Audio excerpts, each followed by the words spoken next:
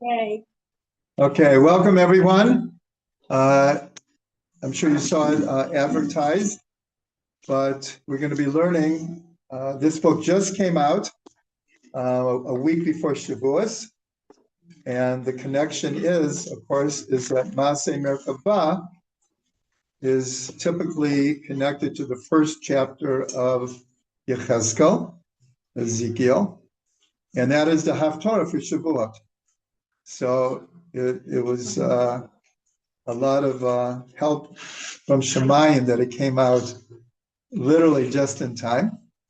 And so I have to say, for me, it's pretty much a mission impossible to try to give over a whole book in 1 hour. It's based, and you're all invited. If you go to YouTube, you put in my name, you'll get our channel. And on the channel, there are over 1,000 teaching videos, and many of them are series of classes. So this book came from a series of classes. I believe it was around 4 months, once a week. And we delved very, very deeply into Maaseh Merkavah, in English, the workings of the chariot. So what I would like to do as best as possible, and I would be remiss if I didn't use it as an opportunity, that on the back table, the idea is after hearing, we'll call it the introduction, then by having the book, it would mean 10 times more than without an overall introduction. And you should also know that all of our books are available in PDFs for half the price of the books. Just go to our website, thetrugmans.com, and you can get a PDF of all of our books. What about Kindle? No Kindle, but on a third of our books are up on Amazon. Hopefully soon all of our books will be up on Amazon as well. Okay, let's dive into this.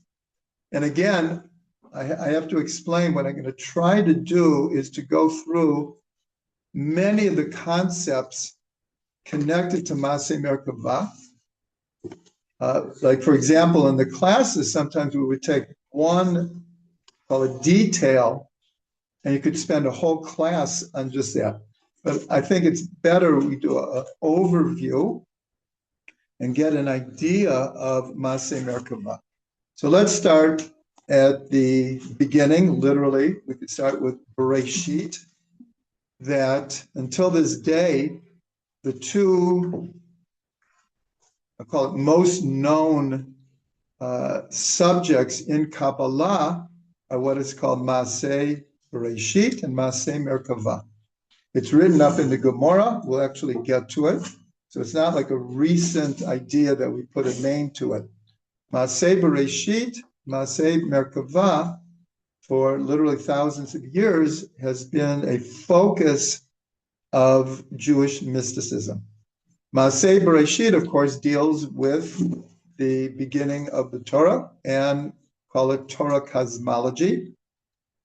If you look in the Zohar, many people don't realize it. The Zohar is basically a perush on the Chumash. It goes parsha by parsha. Of course, there's a lot of tangents, but the parsha of Bereshit is by far the biggest one. That's where a lot of the secrets of Maaseh Bereshit are. At the end, we'll see that there's one chapter in the Gemara, in Tractate Chagiga, in the chapter called Ein Dorshin, where this is, call it the headquarters of secrets of Maaseh Bereshit and Maaseh Merkavah. So Maaseh Bereshit is a Chagiga in the chapter called Ein Dorshin. I believe it begins on page 11. And people have been studying this chapter. It is by far the most mystical chapter in the Talmud. Ein Dorshin.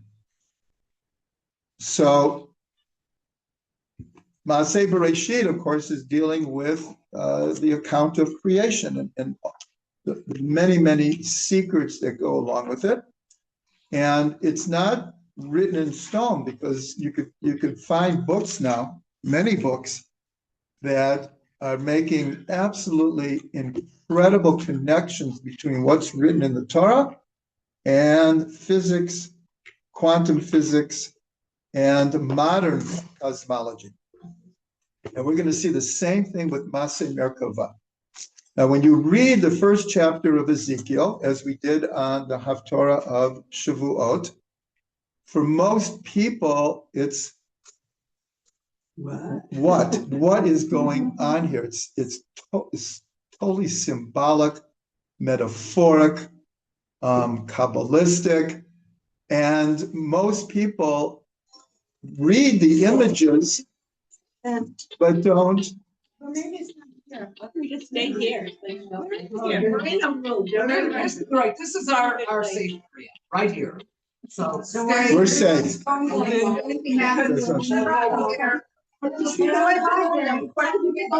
away from us. Well,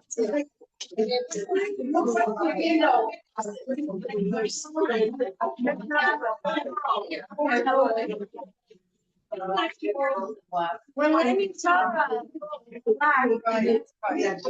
We made a rock remind him because they're paying attention to somebody's happening in the spot, we have to intercept it. That's what they think, but guess what? Hashem runs the world, yeah.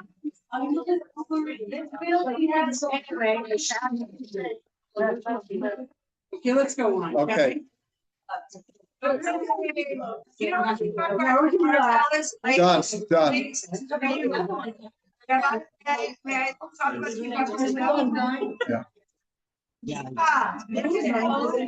well? It's all your K-T-E-P-Ot.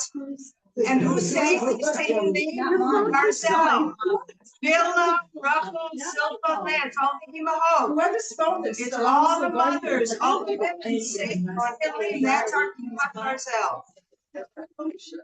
Call a kavod to all the women.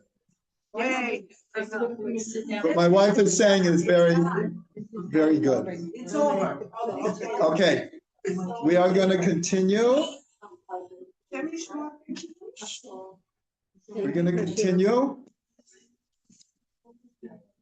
Okay, so first of all, we have to have context. Ezekiel, Yechezkel was a Kohen, and the beginning, he says that he was in exile. That's the first verse. He was in exile on the river Kavar. And then he had visions of God. That's how the book opens up. But we want to understand, because this is crucial to understanding the vision, is which exile, what's the time frame? So Nebuchadnezzar, Was that Father? yes, Nebuchadnezzar had conquered Jerusalem, but had not destroyed the temple. This is 10 years before the destruction of the temple, approximately. And Nebuchadnezzar took what he considered the cream of the crop, the Kohanim, many of the sages, the upper class, the rich, and he took them into exile into Babylonia. So the temple still stood. Most of the Jews were in Israel, but the beginning of the exile was happening. Now, this is very important to understanding the content of the vision, because when you read the first chapter of Ezekiel, other than him mentioning that I am in exile, you wouldn't know, because the rest of the vision is like heavenly, mystical, elevated. But we're going to come back to understanding why that's so important. So the next verse is, and I'm going to do it in English. And I saw and behold, this is after he said, and I saw visions of God. So what's the first thing he sees? And I saw and behold, a storm wind came from the north, a great cloud, and a fire flashing forth continuously, and a brightness was around it, and from within it, like the color of the chashmal from within the fire. So already, if you're reading it, it's like, what is he, like, what kind of vision is he seeing? So let's try to understand that. Is in Hebrew, the storm wind is a ruach sa'ara. The great cloud is anan gadol. The flashing fire is esha mitlakachat. The surrounding brilliance is called noga. And then within it is the chashmal. So here we're going to see, and this is getting to the depths of the secret of this vision, is we're going to have two very opposite explanations of what is he seeing here. One of them, and I'll call it the classic commentators, say that all of this is God showing him that the destruction of the temple is about to happen and the exile is about to happen. That's why it's a storm cloud. It's from the north. And if you remember in the book of Yirmiyahu, so God says evil is coming from the north. And then the flashing fire, because the temple is going to be destroyed in fire. Also, Zoroastrianism is represented by fire, and Zoroastrianism is the religion of Brahma. That has a connection, for sure. Ephraim Palvanov has three different. Yeah. Okay, so that's what most of the commentaries explain. But then you'll see the rest of the vision of the first chapter, there's no connection to, seemingly, to destruction or fire or exile. Rabbi Aryeh Kaplan has a completely different take on this. And what he explains, and it's not just here, anyone who has his commentary in Sefer Yetzirah, he explains it the same thing. He explains that all of the prophets, they received their prophecy in a state of deep meditation. So he explains here, and again, you'll have to pardon me because I have so much material to get through. We just can't go into every detail. Afterwards, you can ask any question, make any comment that you want. But here, Rabbi Aryeh Kaplan explains that when anyone, not just a prophet, wants to meditate, we all know how our minds work and our emotions work. To sit and clear the mind and get the static out of our consciousness and to be able to focus is very difficult. So he explains the storm wind, the great cloud, the flashing fire as obstacles to the mind calming down in order to be a fitting vessel for a higher level of consciousness. And that's how he explains literally the whole vision, is he's in a state of deep meditation and he's receiving this vision. So here we have, I'll even call it a paradoxical explanation of what he's experiencing right in the beginning.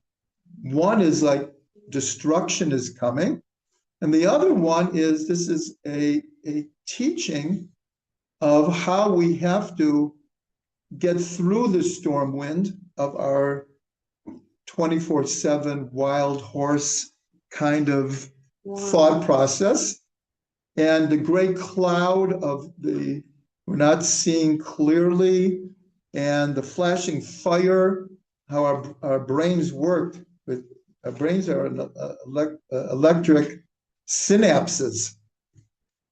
So that's an introduction. But what is the fifth thing that he sees? Chashmal.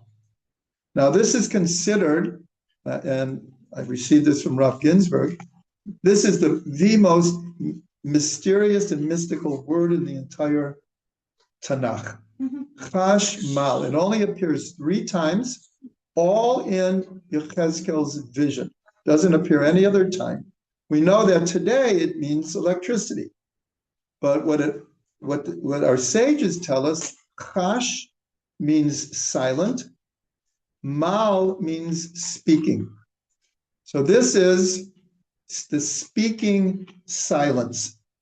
This is if you remember the story of Eliyahu Navi, when he's running away from Achav and Izebel, they're killing all of the prophets, and he escapes to the Sinai, literally to Mount Sinai. And he has a very similar kind of experience. There, it's a huge wind. And he thinks that God is in the wind. So he goes out of the cave. But God was not in the wind. And then the earth, it was like an earthquake. The earth shook. So obviously God is there. He goes out. God was not in the earthquake. And then there was flashing fire. So you see, it's very, very similar to this.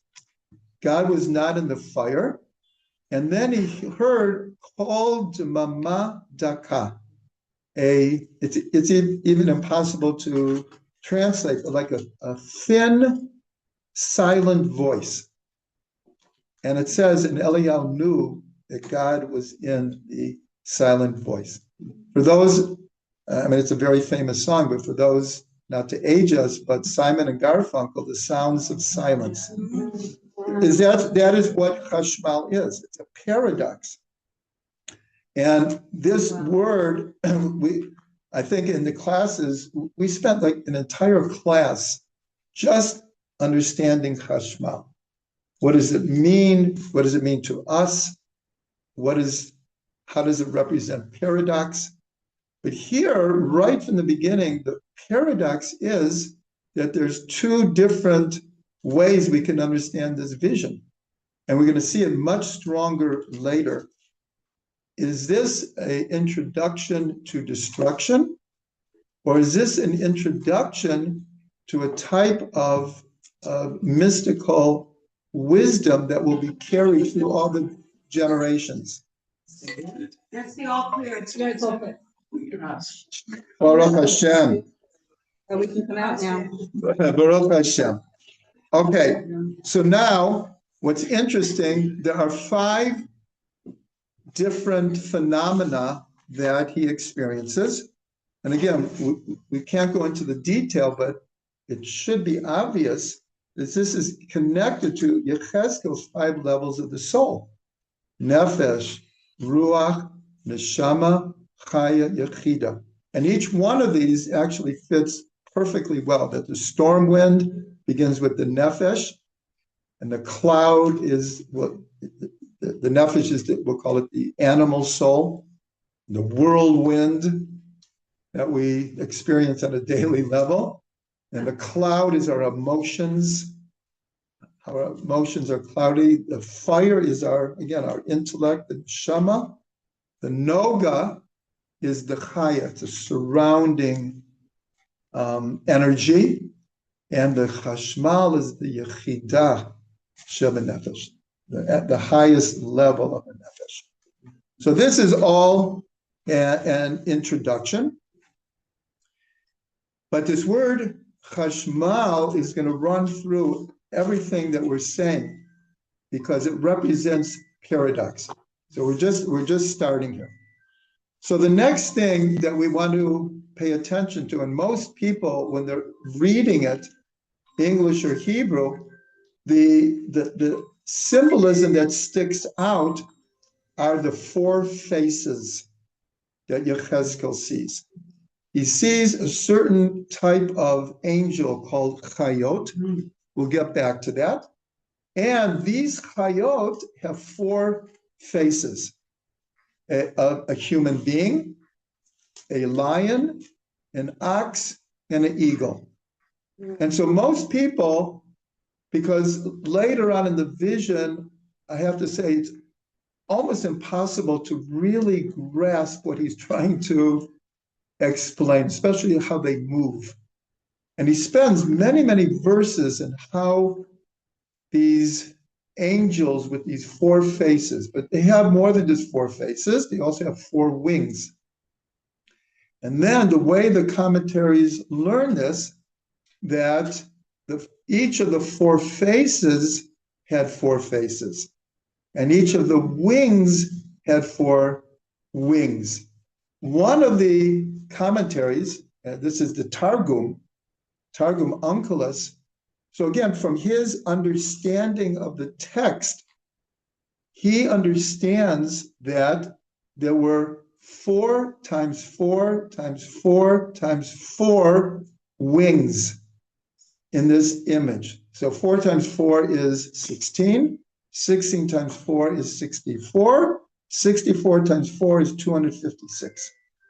He said that he was seeing a vision of 256 wings. And some different opinions, the four faces had four faces. Now, did it go also another four faces? Reminds me of the place. Something like that, something like that. So, what? Like 256 sinews or something, or No, there's 248 bones of the body, and there's 365 sinews, the positive and the negative. But 256 happens to be the gematria of Aharon. And he is a Kohen. Yechezkel is a Kohen. That's why one of the reasons he was taken into exile. They wanted all the Kohanim to go to kind of start to break the people. But what are we seeing here? Now here we're going to start delving deeper. So there are like three concepts in the vision of Ezekiel that form the basis of a lot of Jewish mysticism. Only one is mentioned explicitly, but the other two are obvious. The one that's explicit, and I think everyone's heard, is Ratso V'Shov. He saw these angels running and returning. So you could say, okay, he saw the angels running and returning. It's simple. But Kabbalah and Hasidut explains this whole vision, and this is very important what I'm going to say. The word Merkavah comes from the word, the same root as Murkav, which means complex, how you put things together. And that's why Maseh Merkavah is really a further development of Maseh Bereshit. Maseh Bereshit is, as it were, how God created the world, how to understand those energies, how to see those energies in our lives. Maseh Merkavah is how do we put the whole thing together? How do we see the oneness? Because God is one, but he created a very pluralistic world, a strange world, okay? Where we see, just so much phenomena. It's our daily life. 24/7, we're being bombarded, right? Yeah, literally with energies. But we know Shema Yisrael Hashem Elokeinu Hashem Echad, oneness. But so Maseh Merkavah is in all of this complexity. How do we see the oneness? How do we put it together in our own lives? Okay, well, it's a manual. So that's how the deeper understanding of Maseh Merkavah is what everything he's explaining is, as it were, this is how the world works. So now we're going to get to the number 4, because that is very, very important here. That he's seeing 4 faces, 4 wings, but then the wings are 4 times 4 times 4 times 4. But let me go back to Ratzo v'shov. Ratzo v'shov in Kabbalah and Chassidut is considered the dynamic of the entire world. It's every time we breathe, it's Ratzo v'shov. Every time our heart beats, and we can feel it in our pulse, Ratzo v'shov. Electricity, AC, DC, the tides. There's high tide and low tide. There's full moon, there's new moon. And many, the seasons, how they transform themselves. Everything, and especially when you go into physics and quantum physics, everything is running and returning. Everything is vibrating. Someone just told me that they were looking at my book on music. That's like the basis of the book is why is music so powerful? Is because music basically is vibrations. You pluck a guitar, what we hear is the vibrating string. You hit a piano key, you hear the vibration of the key. And so in modern physics, the idea of string theory is that the smallest components of reality are vibrating. And so this is what's called the music of the spheres. The ancients used to call it the music of the spheres. They understood that reality is music. Brian Greene, in his classic book, The Elegant Universe, so he says the metaphor of music, the metaphor of the world being music has taken on a startling reality because this is what physics is dealing with. They understand everything is running and returning. So that's the first idea that's coming from here, that we might have just, the angels are running and returning, okay? But it becomes a understanding of how everything works. The next one is fractals. What he's explaining here is when we're looking at oneness, and I explained in the book because the experience I had was so meaningful. My wife and I were at the Museum of Science and Industry in Chicago. One of the very famous museum, one of the exhibits, I just happened to go by and there's a movie screen, and it shows a man lying on a blanket on a beach on Lake Michigan. Okay, and then the video goes, and all you see is his hand. And then it goes again. And then you see like the blood vessels. Okay, it goes again. Then you see the cells. Goes again. And then you see all the different things that make the cells. In short, it goes through 10 different, I don't even know. Powers. And where it ends up, it's like just black with dots of light. Okay, then it reverses itself, goes back. It's available right on YouTube. Yeah, no, now, but this is like 45 years ago. Now you can see these many times. Power of 10. Power of 10. So everyone knows what I'm talking about. And then you go, you see all of Chicago, the United States, the Earth, the Milky Way. And at the end, it's all black with little white space. But that is what Yechezkel is experiencing and trying to explain. He's trying to explain that everything is within everything else. And that concept in Kabbalah and Chassidut is called enclosement. Enclosement. Everything is enclosed in everything else. The Arizal. What is it in Hebrew? Heat, love, shoot. Heat, love, shoot. The Arizal was very, very big on heat, love, shoot and explaining. Now, and that is connected to another concept that, again, is coming out of his vision called heat kalalut. In English, inter-inclusion. What is inter-inclusion? We just went through 7 weeks of inter-inclusion. Chesed sheba chesed, gevura sheba chesed. See, until the Arizal, even in the Zohar, there's chesed, there's gevura, there's teferet, there's netzach, there's hod. The Arizal, in this idea of hit labshut and hit kalalut, is revealing everything is within everything else. There's gevura sheba chesed, teferet sheba chesed, etc., etc. All of this is being described in this vision, but again, in symbolic terms. You have to delve in, like anything in the Torah.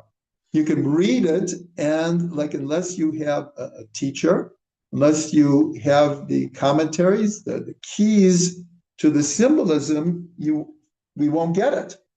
So these are just hints of what's going on in this vision. The idea now is everyone should go back to the first chapter of Yechezkel and reread it with some of these ideas in mind.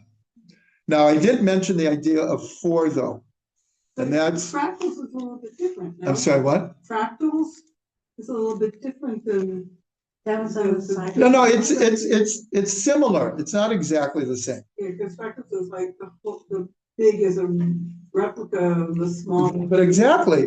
He's describing what seems like he sees some angels and they have some faces. No, he's describing how everything works. That's what's going on here. He is in touch with the energy. So then hopefully we can get to it, the connection with modern science. So you'll say, well, Yechezkel didn't know this modern science, and the answer is correct. He didn't know. But what did he know? What did he experience? Revelation. Things were being revealed to him, and he's experiencing it and trying to explain it. So he was thousands of years before quantum physics. They're just catching up. And we're going to get to a part of that will show that. Just the number 4, then we're going to move on. So again, 4 faces, and 4 faces within 4 faces, and 4 wings within 4 wings. But again, he's trying to explain how everything works. What's interesting is, and this is very, very important, because most people, if you say, what is the source of Masei Merkavah? Everyone will say the first chapter of Ezekiel. And it's correct. But Masei Merkavah comes way before Yechezkel and continued way after him. This is a certain wisdom that, and you have to know something. The word Merkavah is never mentioned in the chapter of Ezekiel. Never mentioned. It's understood that what he's explaining is a way to channel energy, a way to come close to Hashem. And so we call it a Merkavah, but Merkavah is not mentioned. But hopefully we'll get back to that also. But the number 4 is in Zechariah. In Zechariah, okay, chapter 2, you're teaching it. Okay, and other chapters, by the way. So in different parts of his vision, he sees 4 crafts. First, he sees 4 horns. And again, we don't have the time to go into what the symbolism of this, but the 4 horns were connected to seeing the 4 exiles that the Jewish people would go through. Then he sees 4 craftsmen. Horns like horns. What? Horns like horns? Yeah. Horns like Yeah, like shofar horn. Shofar is horns. that. Okay. Yeah, horns. Attached to actual. Yeah, horns. I don't. Not attached. No. Attached to the bull. No, he Or saw. shofar. Yeah, he saw like Or horns. Yeah. And then he saw 4 craftsmen. They were going to help mitaken this. Then he experienced 4 winds of heaven. And then 4 chariots. These were Merkavot, chariots with 4 horses of 4 different colors. So again, there's a connection here. Why all the fours? Because again, this number 4 is how the world works. Everything is coming from the 4-letter name of God, Yud Kei Vav Kei. That's what we say, Shaviti Hashem Lenegdi Tamid. I put Yud Kei Vav Kei before me at all times. And so a deeper explanation is not just that I realize that God is in front of me at all times. It means that the energy of the Yud and the Hey and the Vav and the Hey is what everything is. That's why we have the 4 directions, we have the 4 seasons, we have the 4 elements. In modern physics, we have the 4 forces of the universe: gravity, the strong nuclear force, the weak nuclear force, and electromagnetic. Everything is fours, and there are more. That's why 4 is coming. Then you go to the. Did you get to the book of Daniel? Okay, the book of Daniel, which was picked up by Christianity very, very much. The 4 beasts, like the 4 beasts that he sees, which are the 4 exiles. And the last beast is the most terrifying of all of them. And that's because we're still in the end of the 4th exile now. He was the most terrifying. All 4s, all 4, because they're all part of what's called Maseh Merkavah. Maseh Merkavah is just a symbolic term for a deep level of mystical meditation that will allow someone to get to having visions of God or receiving prophecy. Now, the exception is, and I'll mention this, so Daniel and Zechariah were seeing Maseh Merkavah in the world of Asiya, in our world. Yechezkel, his vision is coming from the world of Yitzira, formation, and that's why so much of this Merkavah, how do you put it together? How is this all formed? How is the unity? Yeshayahu was envisioning from the world of Bria. And so here it's a little bit different because he saw a higher level of angel called Seraphim, fiery angels, and they had 6 wings. But they both, and Yeshayahu saw God sitting on a throne. Yechezkel saw the resemblance of a man sitting on the throne because he was seeing it from a lower world. The only one who had these kinds of revelation, godly revelations in the level of Atzilut is Moshe Rabbeinu. Moshe Rabbeinu was on the level of Atzilut. So that's just explaining the number 4. So again, my hope and my prayer is everyone is going to go back now and look at the first chapter of Yechezkel, or buy a book, or get one of the PDFs, and then you could learn it for like 4 months, like the course, which you can get on YouTube. Again, anyone can go to YouTube, you can get this whole course and hundreds of other courses that are there. Okay, let's go forward. And let's go into okay. So now I want to connect it to modern physics. I kind of said that it was. And these are teachings from Rav Ginsburg. And he has a book called 137, The Riddle of Creation. That's the name of the book. Big, thick book connecting the most cutting-edge science with Torah and Kabbalah. Arieh Trugman? No, Rav Ginsburg. In English? English. It's in English.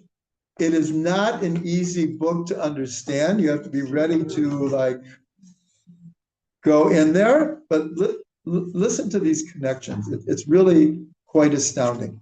So Rav Ginsburg, now we have to understand another thing. We mentioned about inter-inclusion, enclosement. Halfway through the first chapter, a new angel is introduced, the Ophanim, which are usually translated as, Ophan means round, a wheel, yeah, Ophanim. And he sees them, Ophanim within Ophanim, wheels within wheels. But again, this is the idea that he is seeing deeper into reality, not just the surface. And then later, part of his revelation is he sees the Chariot, and he sees that they are animating the Ophanim. They're not two different things. At first, he sees them as different classes of angels, but then he sees they're one within the other. And then all the fire, there's a lot of fire, because he's really seeing the seraphim of Yeshayahu's vision, but it's not completely clear to him. So Rav Ginsburg says we should give a new name to an electron. He wants to call the electron Ophan. Ophan. Why? Because you look at an atom, and the electron and the proton, neutron, everything is going in circles. Everything is revolving. Everything is running and returning. Motion. So he says we should call the electron Ophan. What's the deeper idea here, though?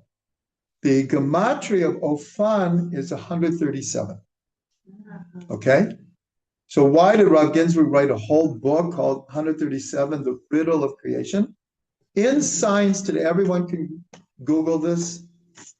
You can clarify it. 137 is probably the most important number in physics today. Why?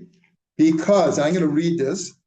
The number 137 is known in physics as the fine structure constant, a fundamental ratio. It's really 1 over 137. 1 over 137 is a fundamental ratio that governs the behavior of light and matter. Remember, probably the most famous formula in science is E equals mc squared. Energy equals mass times twice the speed of light. But what did Einstein reveal here? And this is very connected to the vision. He connected that matter is energy. Everything in the physical world, if we had eyes to see, pure energy. There is no really hard matter per se. There is, but it's really all energy. We are energy. This table is energy. This roof is everything. Everything is energy. So what's the C? Time. Time. E equals mc squared, the square of the speed of light. So here, what's the fine structure constant? It's the relationship between an electron it's actually very heavy matter. A photon has no mass. This is a tremendous mystery. Light has no mass. It's as if it's not a physical entity. It has no mass. And the 1 over 137 is the relationship between matter and energy, between an electron and a photon. So all of science is now based on this understanding. So now we're going to go one step further. So again, the electron he wants to call an Ophan, but he also wants to give a new name to a photon. The great paradox, and we're talking about paradox of science, of light, I think everyone knows this, it's both a particle and a wave. And they're basically mutually exclusive. It's like if it's a particle, how can it act like a wave? And if it's a wave, then how could it be a particle? They've done millions of tests, and it has to do, again, very mysterious. Rav Ginsburg says the most mystical concepts in the world right now are coming out of quantum physics.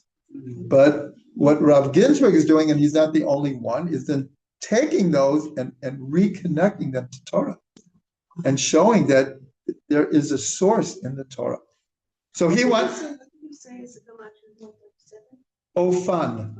Oh, fun. So these wheel energy. So what does he want to call the photon? He wants to call it egalei tal, drops of dew.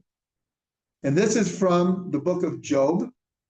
Job, he's describing dew, tal, but he calls it egalei tal, drops of dew. Now Rashi says something incredible. Here's an example. We have a tradition that Rashi wrote his commentaries with Ruach HaKodesh, which means, just like Yechezkel, he didn't understand the full ramifications of what he was revealing. It's still being revealed. That's the oral, that's the nature of Ruach HaKodesh, of prophecy. That the prophet doesn't always understand, but he gets the message and he knows that he has to transmit it. So Rashi says an astounding thing, because drops of dew, we've seen it. You see it on a leaf. You see drops of dew, but Rashi says we shouldn't think of dew as drops. We should think of them as waves. Like waves. Yeah. Like, why did Rashi say such a thing? You have his lashon? No. So why did Rashi say It's not clear. But something came through him that he felt that he wants to explain drops of dew as waves. Yeah. So egale is I will reveal. Okay. And Okay. Gale is from Galim. Right. You're right. That's right. And it's Thank from you. Gal. Right. That's the next thing I wanted to say. It's got so many layers. Right. Wow. Agale comes from the word gal. Agale, okay. I can answer you. That's why he said waves, because the word agale means waves, one of the means, or like the ofanim. So here we see the connection between the ofanim and the photons, between the electron and the ophan. And Rashi is helping us understand waves of dew. Now again, we're not claiming that they understood the science behind it, but they understood energy. Our Chazal, our Rebbes, our Rebbitzins understand energy. Okay, we have a lot more. Now, a lot more. Then, of course, I think everyone knows this, there's another very important word that has the gematria 137, Kabbalah. Kabbalah. So here we're making a deep connection. Rav Ginsburg is making a deep connection between everything that we are learning here. The Ophan is 137, Kabbalah is 137, the fine structure constant is 137. The Zohar says the angel of Kabbalah is called Yophiel, equals 137. Wow. Okay? And your book, How Science Came to 137? Through experimentation. Strange number to come to. Well, no, they did. No, because they have these instruments. Is it a prime? It must be a prime. 137, maybe. Yeah. Is it also called the Fibonacci sequence? No, that's a different thing. That's a different thing. I'm sorry, what did you say again? I got lost It's track. just a very strange number for science to come to 137. It's 10, 15, It's according to their experiments. They can measure the ratio between an electron and, I mean, they can measure now to a billionth of a second. Literally to a billionth of a second. And this, what is it called? The collider in Switzerland, they're shooting through atoms almost at the speed of light. Anyone should look on YouTube for the Webb telescope. They're seeing galaxies billions of light years away. We don't even understand those numbers. So I'm just saying they have instruments, and that's what they came. They didn't look for that number. That's what they came up with. That's the relationship between the electron and the photon. Yeah. And just to put it into the parsha, what we're learning is that the speed of light is 186,000 miles per second, right? That number, 186,000, is in the story of how we marched through the desert. The three tribes of the encampment of Machane Yehuda numbered 186,000, and it says Rishonim Yitzeu. They are the first to go out. Speed of light, the fastest thing in our reality. Yeah. Okay, Judy, can you tell me until what time I have? I have to know. 5 minutes. We'll sit here as long as you want to talk. Let's say 20 up, 15 more. Okay, good. Okay, so now I do have to add new elements here to get like a whole picture. So at the end of this vision, a lot of angels, a lot of faces, a lot of wings, and how they move. Then, wait, let me, 1 second. Where is it? 1 second.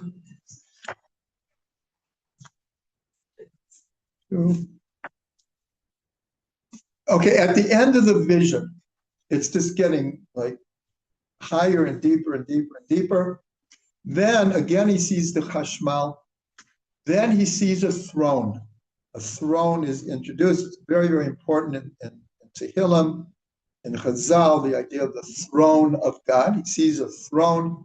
He sees this rainbow.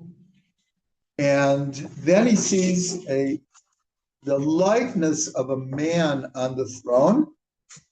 And then he feels the energy of God. And it ends, he falls on his face, and God speaks to him. Up to now, it's just all like a vision. God isn't speaking to him. He's experiencing whatever he's experiencing. I like to use that word more than what he's seeing, because it's an inner vision that is going on here. But even according to the Gemara, most say that's the end of Maseh Merkavah. I think one of the chidushim of this book is I don't really agree. Why? And since you taught it also, the vision doesn't stop there. It goes on for 11 chapters. And what happens, God begins to speak to him, and I can do this very, very quickly. And kind of like more or less appoints him as a prophet and reveals that he has to make the people aware if they don't change their ways really quickly, the temple is going to be destroyed, terrible exile is going to happen, etc.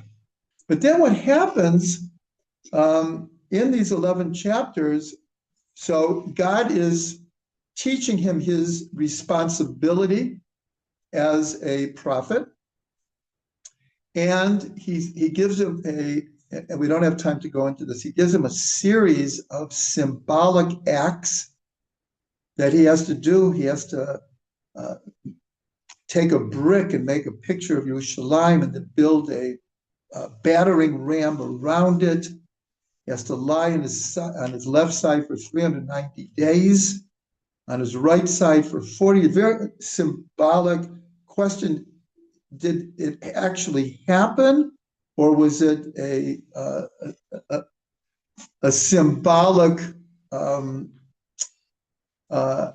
set of inner acts that he had to play themselves out? But then what happens, all of a sudden, he's back in the vision.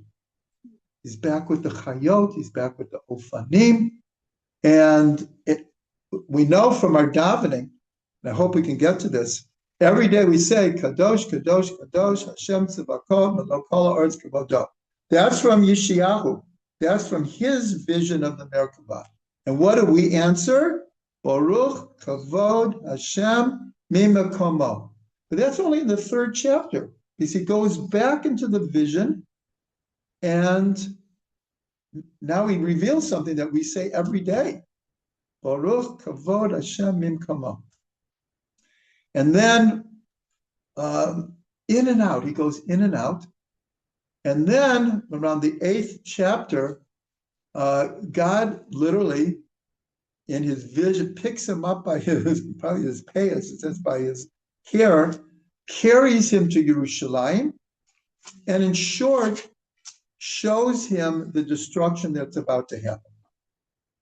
Very vivid, very vivid. And then a new angel is introduced, Kruvim. Kruvim. And he has the vision of the 4 faces again. But the ox is replaced by a Kruvim. So I'm going to very, very quickly, the importance of what's happening here. And the Gemara says, well, how did that happen? Where did the ox go? How did a Kruv get in the vision? And it said that Yechezkel, again, that he's being told the temple is about to be destroyed. He's telling the people, he's doing his best, but he's already in exile. So it's not easy because he's in exile. He can't get back to Israel. He didn't have WhatsApp then. How did he tell them? What? How did he tell them? He told the other people, and they davened. That's what happened here. The Gemara says he realized the ox was a symbol of the Echel Zahav, and which was this terrible sin. And he saw the sinning of the people. In fact, when he took him to Yerushalayim, God said to him, "Do you see the abominations that are going on in Jerusalem? Do you understand why this has to end?" Right? He's trying to, right? But then God says, it's very important verse. He basically says, the people have to know, I'm not doing this. They brought it upon themselves. Mida keneged mida. Had they changed their ways, that's the cloud of prophecy. This didn't have to happen. Just a few minutes. Why the Kruvim here, though? So we see that the Kruvim, and I'm going to tell you the punchline already, they represent paradox. The first time we see the Kruvim is outside of the Gan Eden.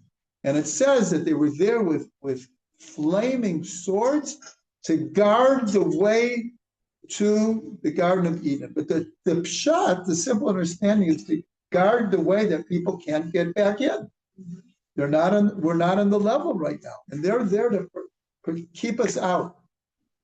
But others say, but they're also there that we don't forget that there eventually will be a way back in. So they play a dual role. That's like this flaming sword, a dual role. The next time we see them, all of a sudden they're on the Aron Kodesh. What's in the Aron Kodesh? The Torah. The Torah is called Eitz Chaim Hi. It's a tree of life. So all of a sudden, the ark and the Kruvim, this is like a representation of the Garden of Eden. And the Torah is the tree of life. And who's guarding it? The Kruvim.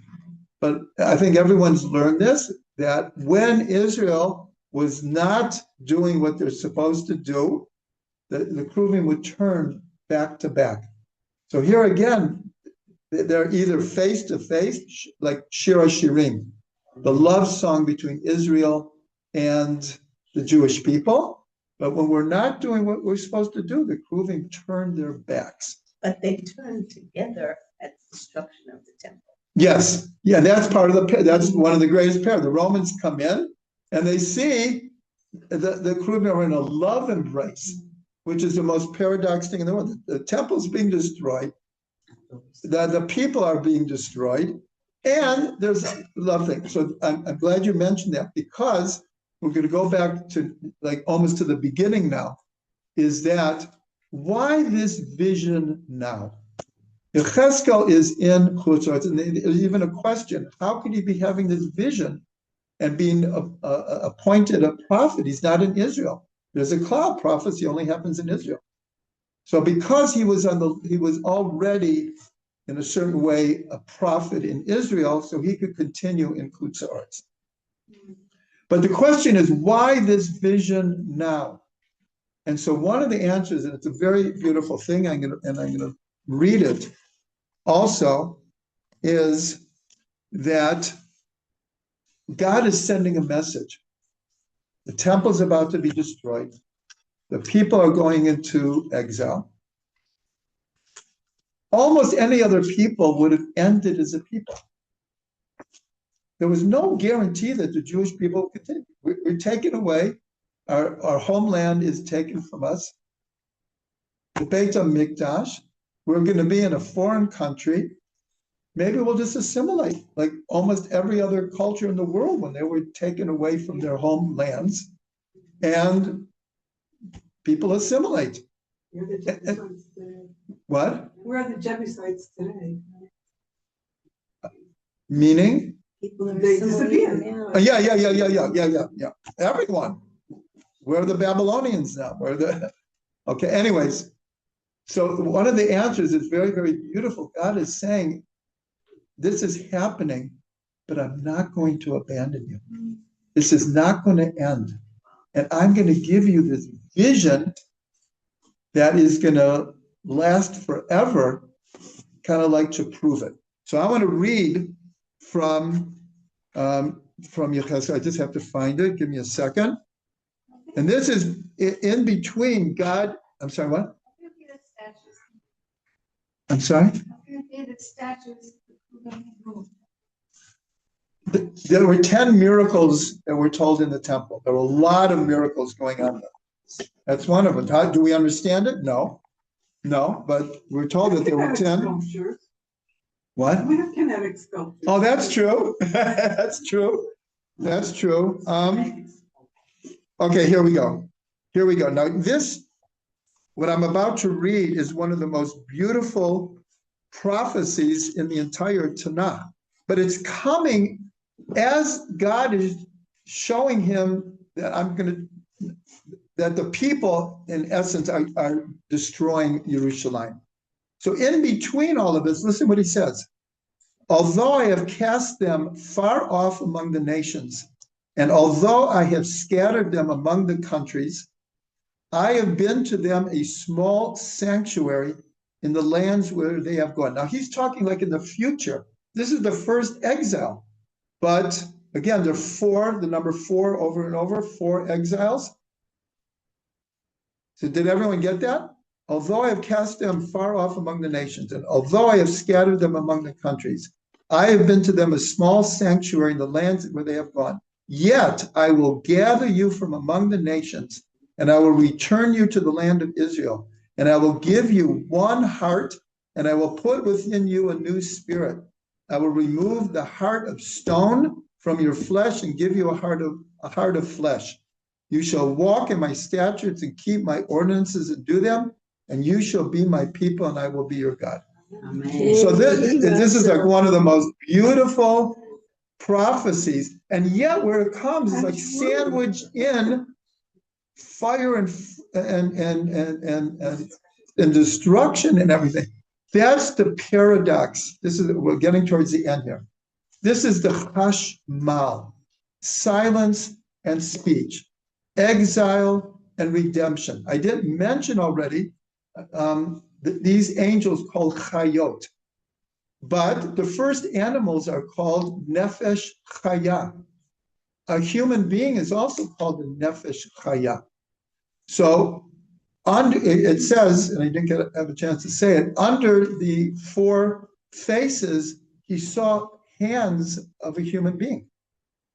So again, he's seeing animal, human, angel. He's seeing energy and matter, because he's explaining something that seems very physical, what he's describing here. He is seeing a man on the throne, but that man is like his idealized highest level of Yechidah, which is a Chelek Elokam Mima'al Mamash, an actual part of God above. In fact, some of the commentaries saying he was actually seeing God, but he had no language to describe it. All he could describe was like his own highest level, or the highest world, which is called Adam Kadmon. He was seeing like the highest level. So now, just 5 more minutes. In this tractate of Chagiga, I'm talking about one of the most famous stories in all of Judaism, comes right after Maseh Merkavah. Arba shenichnasu lepardes. The 4 that went into the Pardes.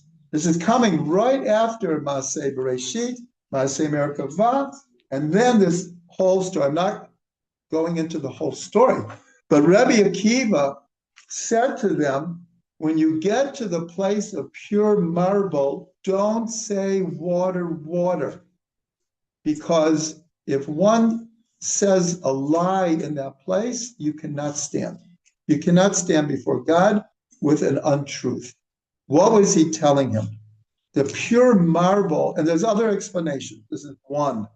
The pure marble is when we go into the Pardes, of course, we're going to expect to see oneness, God's oneness. He said, that's not what you're going to see. You're going to see water, water, like the upper waters and the lower waters. But don't get caught in that. You're going to see paradox, but there's oneness. And from God's point of view, there is no paradox. God is called Nosei Hafachim, the one who carries opposites. God can carry every opposite. Shemayim is Shin is Aish, Mayim. God carries it. But if you get caught in the water, if you get caught in the paradox, you won't be able to stand there. What happened? One died, one lost his mental balance, and one became a heretic. Only Rabbi Akiva went in peace and came out in peace. The point is, though, Rashi says, how did they get to paradise?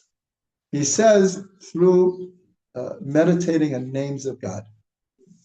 And the essence is, I should have said this, the first thing. In this tractate, what does Ein Dorshin mean? You can't doresh, you can't make drushes of Maseh Merkavah, only a Rebbe to one person who's on the highest of levels.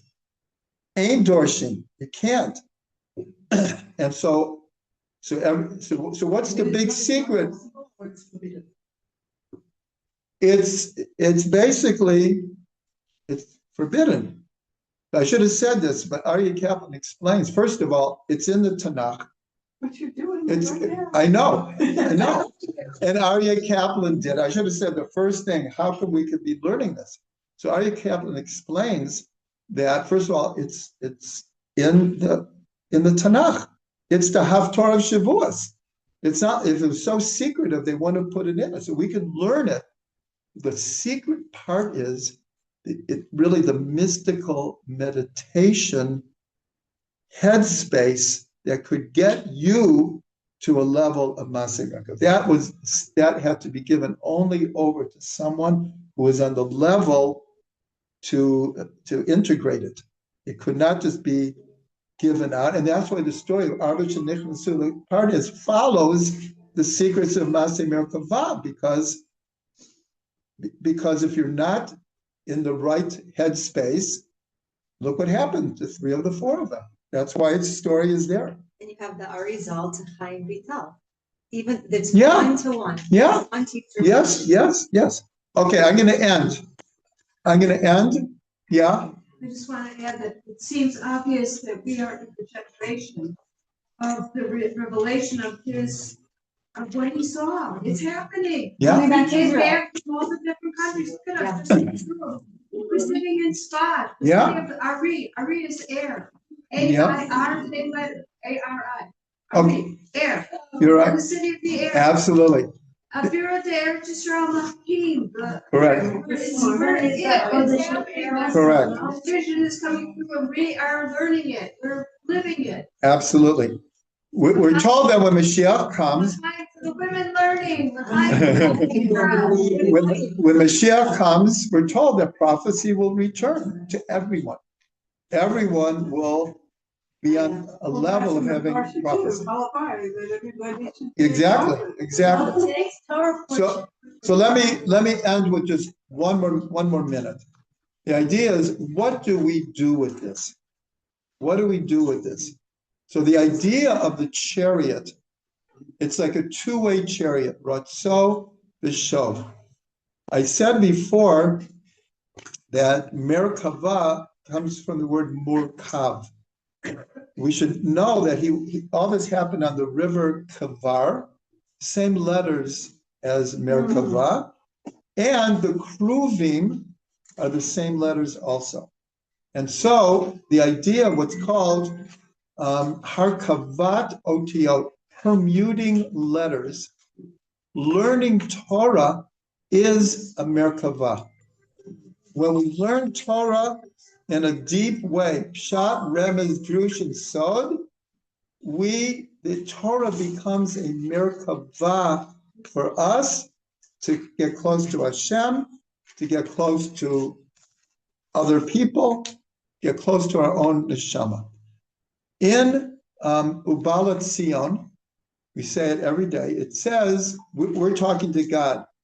V'ata Yoshev al Tehilot Yisrael. V'karazel Zevi Amar Kadosh Kadosh Kadosh. That God is riding on our praises of Him. Wow. So that's why it said, this is very important. Again, there's only so much I could give over. But it says in the Gemara, Ha'avot hen ha-merkavah. The patriarchs and the matriarchs, they are the Merkavah for God in this world. So we are the Merkavah for God. Behita ve'ah kadosh baruch hu liyot lo dira b'tachtonim. God, Don't forget about that one. The Kabbalah, that's why they called the Chariot, because they were totally mevatel. yes. Yes, Absolutely. Wow. Absolutely.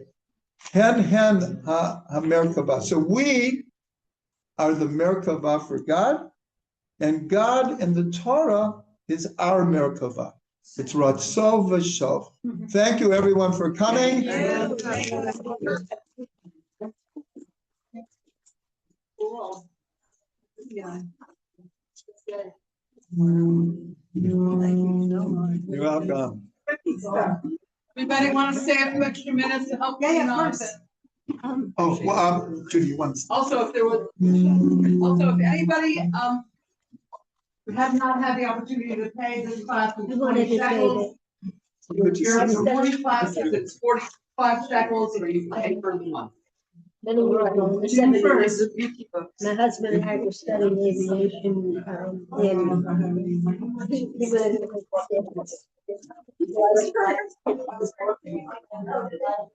Judy. there was this money mark. Yes. Every day.